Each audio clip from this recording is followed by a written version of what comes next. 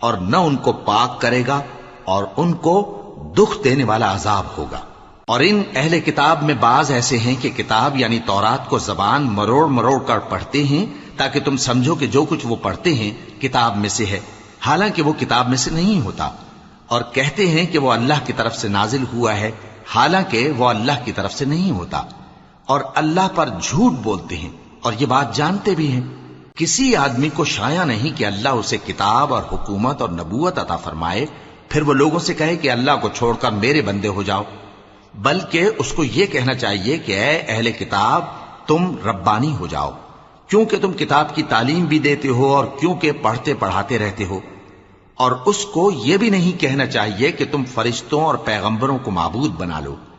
بھلا جب تم مسلمان ہو چکے تو کیا وہ تمہیں کافر ہونے کو کہے گا؟ اور جب اللہ نے پیغمبروں سے عہد لیا کہ جب میں تم کو کتاب اور دانائی عطا